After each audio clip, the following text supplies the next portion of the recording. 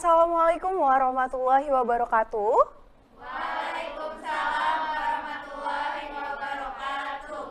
Halo teman-teman yang di studio dan juga yang di rumah, apa kabarnya nih pada hari ini? Baik. Jumpa lagi di program Mahasiswa Kepo bersama saya Kanita Salsabila.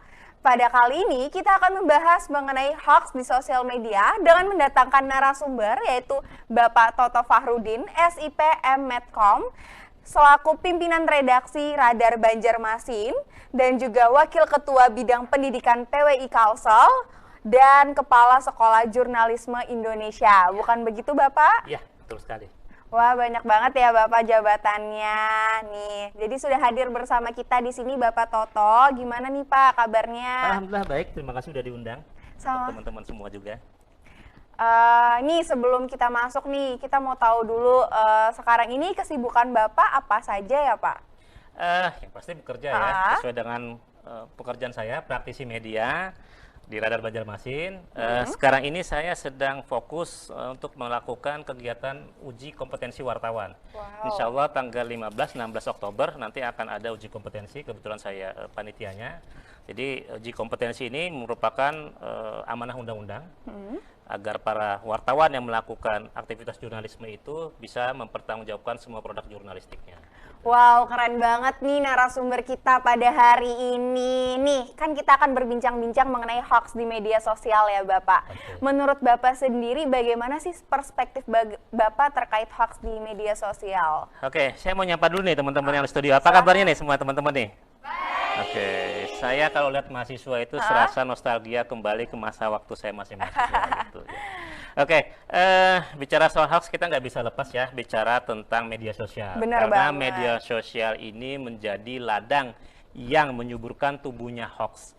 Banyak orang bertanya, hoax itu sebenarnya apa sih? Banyak perspektif, pandangan, teori atau definisi tentang hoax. Kalau saya sendiri sih sudah memahami, bukan sudah, tetapi mencoba menjelaskan bahwa hoax itu sekarang sudah berkembang. Dia tidak lagi dimaknai sebagai sebuah berita yang salah, berita yang tidak benar.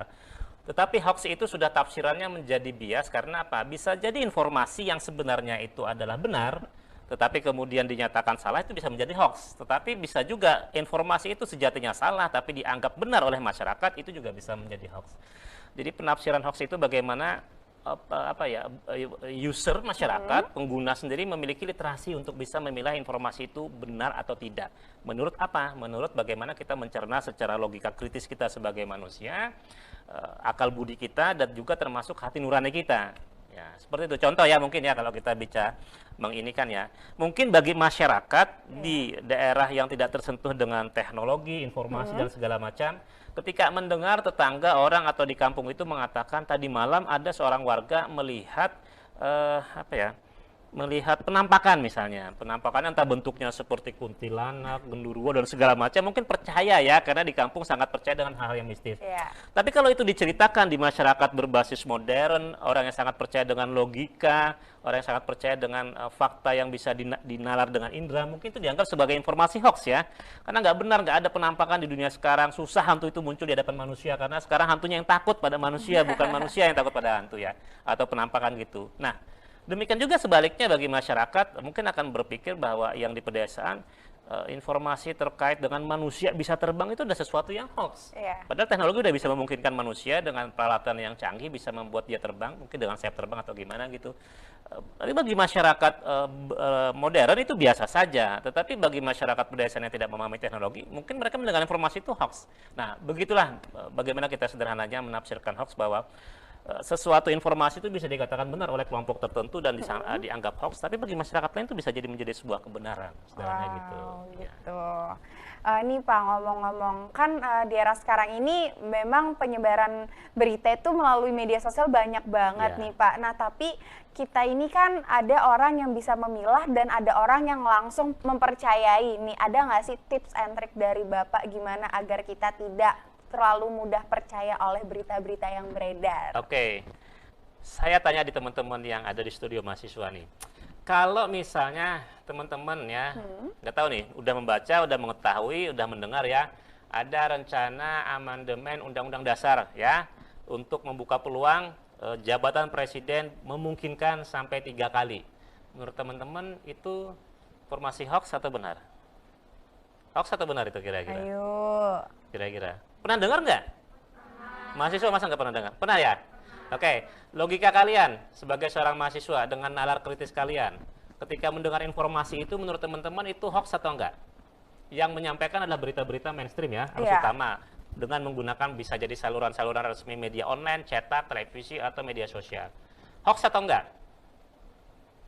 Enggak hoax kan? Karena memang benar ada wacana seperti itu. Nah pertanyaannya, teman-teman berpikir nggak kenapa wacana itu digulirkan? Apakah itu merupakan sebuah ambisi politik? Iya. Apakah itu sebuah wacana yang digulirkan sebagai test case dari penguasa saat ini untuk melihat bagaimana reaksi publik? Atau bagaimana kemudian informasi itu dikemas lalu menjadi sebuah wacana publik yang kemudian ketika itu mendapat reaksi positif mungkin akan diteruskan, ketika mendapat reaksi negatif mungkin akan dibatalkan mungkin kira-kira. Pernah nggak berpikir bahwa ada apa sih di balik informasi seperti itu? Nah, disitulah pentingnya teman-teman memiliki pemahaman, pengetahuan tentang apa informasi yang kita akses. Contoh yang saya awal tadi katakan, Iya. ketika misalnya mengenai informasi penampakan, ya, mungkin kita memahami dan meyakini ada di dunia yang sifatnya gaib ya, Iya. dan itu kita semua percaya. Tetapi kan agak susah dinalar bahwa orang-orang gaib ini bisa begitu saja muncul dengan gayanya, dengan penampakannya. Dan kita sering ya melihat sebuah program televisi lalu kemudian melihat seperti dulu-dulu itu misalnya saya pernah lihat itu ada penampakan salah satu program televisi, lalu kemudian alam sebelah dan segala macam, ada orang kayak kesurupan terus dia bisa bicara dengan bangsa jin dan Iya. sebagainya. Logika kritis teman-teman percaya nggak dengan informasi itu? Percaya nggak kira-kira?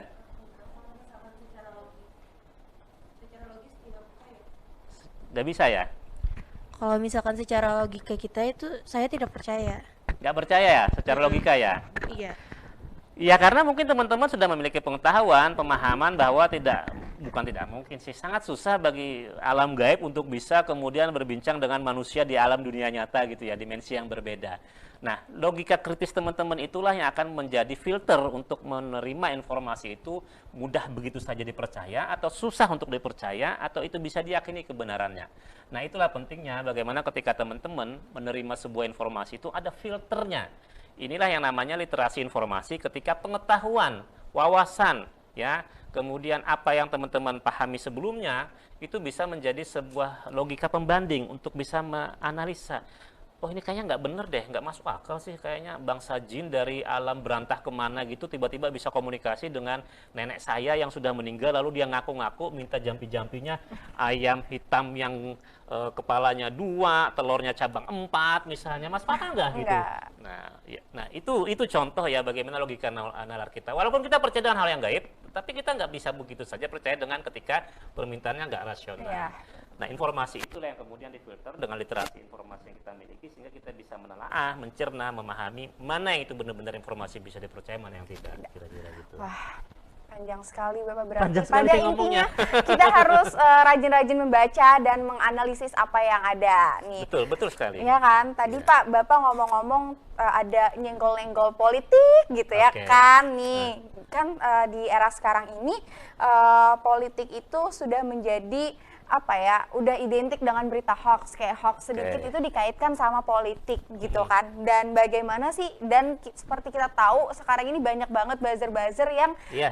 memberikan atau men-share informasi-informasi yang tidak tahu kebenarannya Iya, nih. iya, betul. Menurut Bapak bagaimana sih hoax itu sudah menjadi senjata politik dan apa dampaknya untuk Oke, kita? saya suka ini tadi pertanyaannya, senjata politik Iya, gitu ya. senjata Ya. politik. Ini ciri mahasiswa yang cukup kritis ketika menggunakan terminologi yang agak sedikit menarik ya bahasanya, senjata politik. Iya. Ya, di era yang sekarang ini ketika dinamika politik itu sangat dinamis sekali, Iya. politik itu berkembang, wacana tumbuh dengan begitu mudahnya, saluran informasi bisa kita akses dari mana saja. Dulu kalau kita mau tahu informasi tentang apa kebijakan pemerintah, kita harus menunggu dunia dalam berita. Iya. Kita harus menunggu statement resmi dari Menteri Penerangan Pak Harmoko, almarhum waktu itu. Kita harus menunggu pernyataan Presiden dan sebagainya.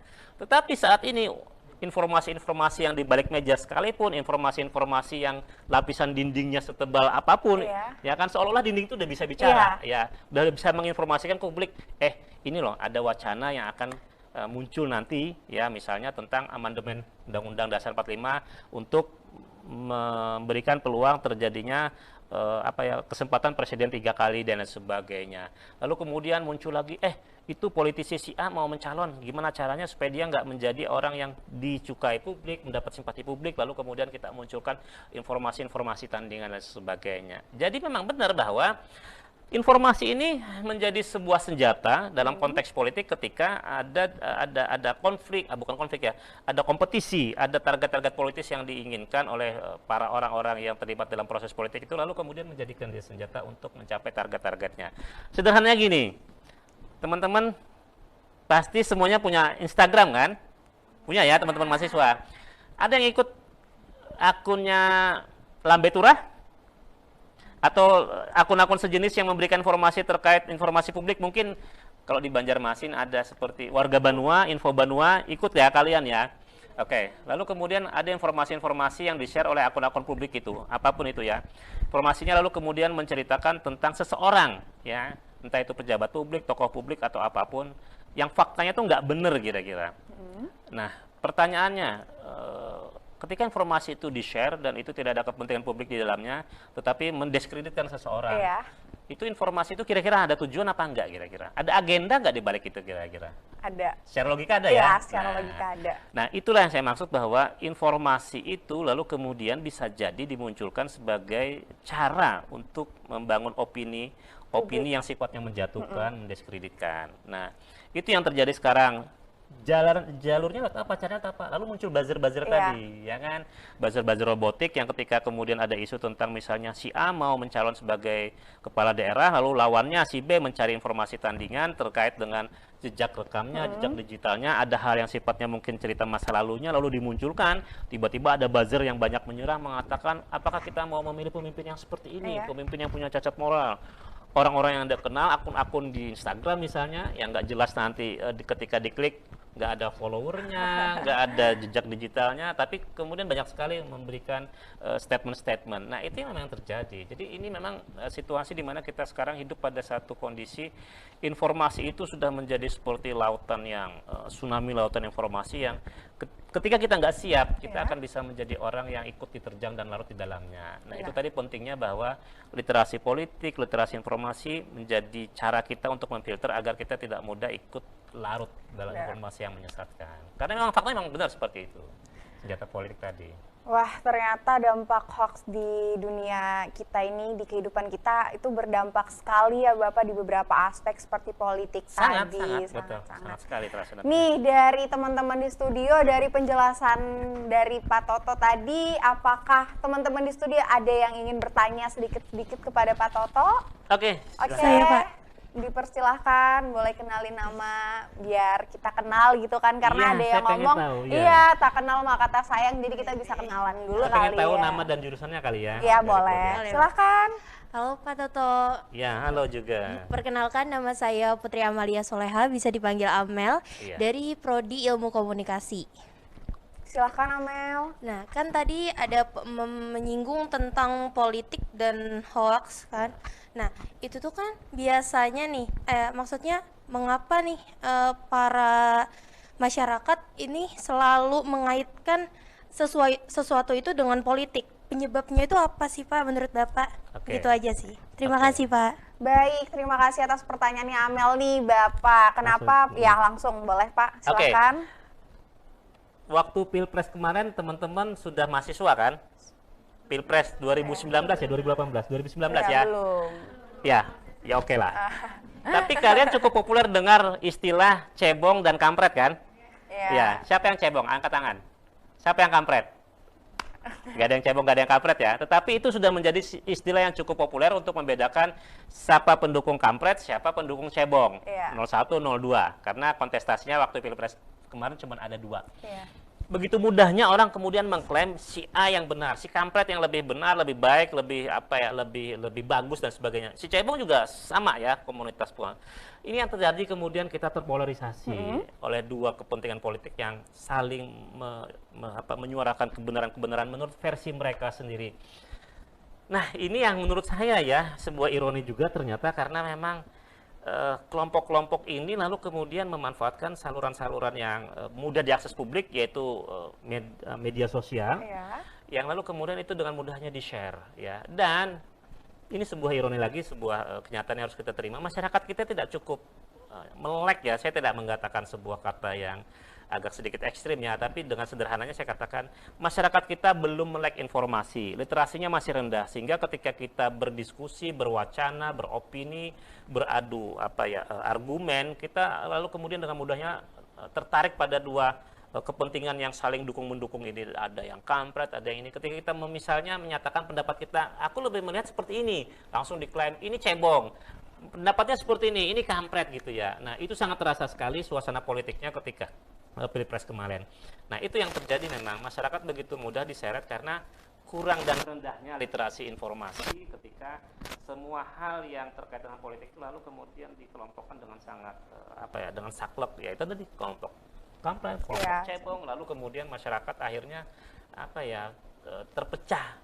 Toh nyatanya setelah kedua kontestan ini dalam Pilpres ini menang, ikut juga dalam satu gerbong yang sama kan. Ya. Lawannya sekarang udah jadi menteri, yang satunya presiden, itu kan bahkan ada pembagian kekuasaan dan segala macam. Ini yang saya maksud, politik itu kan sebenarnya sebuah kepentingan. Masyarakat membawanya ke dalam perasaan. Ya. Jadi yang berkelahi dalam tanda petik, berkontestasi ini sebenarnya masyarakatnya sendiri. Elit politiknya sendiri nggak ikut berkompetisi itu, ya. Iya, memang berkompetisi, ya, dalam konteks perebutan kekuasaan melalui Pilpres. Tetapi nyatanya setelah kekuasaan itu didapatkan, toh mereka juga berkompromi. Iya. Ya, karena kepentingannya kan juga sama, pengen mendapatkan keuntungan dari kekuasaan itu sendiri. Kira-kira seperti itu. Wah, jawaban yang sangat bagus sekali. Ada lagi mau nih, Pak ditambahkan Toto. mungkin atau Apakah ada lagi ditanyakan? nih teman-teman? Kayaknya ada yang mau ditanyakan lagi, kurang jelas ya? Iya. Atau apa, gimana? Silakan. Cukup, Pak. Terima kasih, Pak. Oke, cukup ya. Baik, terima kasih juga Mel. Apakah ada lagi teman-teman yang ingin bertanya ke Pak Toto? Atau sudah cukup? Kayaknya ada lagi deh yang bertanya deh. Silakan kalau ada. Nggak ada ya? Oke. Boleh nih perkenalin nama dan juga jurusan. Silahkan. Baik, nama saya Alisa Humairo dari jurusan Agribisnis. Jadi begini Pak Toto, seperti yang kita tahu kan warga Indonesia memang literasinya rendah kan Pak. Iya. Tapi menurut Bapak bagaimana dengan penulis-penulis artikel yang menulis judul itu memicu konflik sehingga mereka itu warga Indonesia itu cuman membaca judulnya aja karena judulnya sangat memicu konflik, jadi mereka tuh menyimpulkan isi artikelnya cuman dari judulnya itu aja. Menurut Pak Toto bagaimana tentang penulis-penulis yang melakukan penulisan artikel seperti itu? Sekian. Oke, baik. Terima kasih atas pertanyaannya ini Pak. Jadi bagaimana pendapat Bapak mengenai penulis-penulis yang clickbait gitu? Ya. Saya pikir kayaknya bukan hanya penulis artikel kali ya, justru Iya. lebih parah ini yang justru ini media sendiri Iya, ya. benar banget. Ya, media masyarakat juga ya, sering sekali membuat astaga ternyata begini penampakan bla bla bla. Saya pernah baca ya, tanpa saya sebut medianya, tapi ini media mainstream ya. Iya. Media yang sudah sangat dikenal publik, media yang sudah sangat mengakar, kemudian membuat sebuah postingan berita online, kemudian dia menyebut salah satu artis sudah disebutkan pisah. Iya. Pisah, kemudian pisahnya ini sudah sampai pada proses dan sebagainya. Nah, impact-nya apa? Impact-nya ini menimbulkan kegaduhan di internal mereka. Karena akibat berita itu menimbulkan pertanyaan-pertanyaan publik gitu ya, yang membuat mereka itu menjadi si artis ini dengan pasangannya itu menjadi sangat terganggu. Nyatanya mereka sangat harmonis, nggak ada Iya. persoalan. Ternyata apa? Yang mereka posting itu adalah cerita yang terjadi 9-8 tahun lalu gitu. Dikemas dengan judul yang sebegitu menarik, begitu karena mereka tahu ya, mungkin penikmat entertain itu sangat banyak, jadi suka sekali mengakses informasi itu. Dan saya untuk membuktikan tuh saya klik juga, Iya. saya baca secara utuh. Ya ternyata informasi itu 8 tahun lalu, 7 tahun lalu. Yang terjadi sudah sangat lama, memang fakta tapi itu sudah sangat lama lalu dikemas dan ini cerita yang 8 tahun lalu gitu. Nah, itu contoh nyata yang disebut tadi clickbait, kemudian orang membuat judul yang bombastis, memancing selera rendah masyarakat, yang ada unsur pornografinya, unsur sadisnya, unsur menarik apapun itu, yang lalu kemudian orang dengan mudahnya itu mengklik dan mengakses berita itu. Nah, ini yang terjadi memang. Ini yang terjadi di masyarakat kita, suka sekali mengakses informasi-informasi yang itu menarik selera dia sebagai seorang manusia dengan informasi itu. Berdasarkan survei, ada beberapa informasi yang sangat suka diakses masyarakat itu, tapi ini merupakan selera rendah ya masyarakat kita. Bukan masyarakat kita maksudnya selera rendah, tapi seringkali media itu lalu kemudian mengeksplor itu. Itu adalah yang terkait dengan seks, pornografi, ya, kemudian dengan unsur saranya juga ada, itu yang sengaja di clickbaitnya, dan itu yang bombastis itu, ya. Misalnya nih, astaga, misalnya kiamat tinggal segini lagi misalnya, ya kan, dihitung dari sekarang bla bla bla misalnya. Ternyata dia memang mengutip ayat untuk menceritakan bahwa ciri-ciri kiamat itu sudah terlihat misalnya. Tetapi lalu kemudian dibikin judul demikian ininya lalu menimbulkan orang rasa penasaran. Atau misalnya bikin judul misalnya kan 10 tahun lagi Jakarta tinggal nama misalnya, ya kan. Lalu menceritakan tentang kajian kajian ilmu buminya untuk mengatakan Jakarta itu akan tenggelam, bukan tinggal nama ya, tetapi lalu kemudian membuat bombastis cerita itu. Dan ini yang memang terjadi karena memang ketika clickbait dia kan akan mendapatkan informasi yang didapat dari AdSense-nya. Ya. Semakin banyak orang mengklik, semakin banyak dia juga mendapatkan clickbait dari AdSense-nya itu. Dan ini yang memang faktanya terjadi. Di 98 ketika terjadi proses perubahan masa Orde Baru ke reformasi, pers itu dengan begitu luas dan mudahnya muncul di masyarakat, sehingga saya mengamati dan melihat pada waktu itu banyak sekali ya tabloid-tabloid yang mengeksplorasi anatomi tubuh perempuan, ya, yang nyaris saya pikir itu seperti format majalah porno sebenarnya. Tapi seiring waktu kan ternyata mereka nggak muncul lagi, bukan karena peraturan, tapi penikmatnya nggak ada lagi. Nah, saya pikir perilaku-perilaku ini nanti kan juga masyarakat kan bisa memilah mana media yang hanya sekedar mencari keuntungan dengan clickbait, mana media yang benar-benar menyajikan informasi yang bisa dipercaya akurasinya. Oke, baik, terima kasih Bapak. Nih teman-teman, nanti setelah ini kita akan kupas tuntas lagi bersama Bapak Toto, jadi jangan kemana-mana, tetap bersama kami di program Mahasiswa Kepo.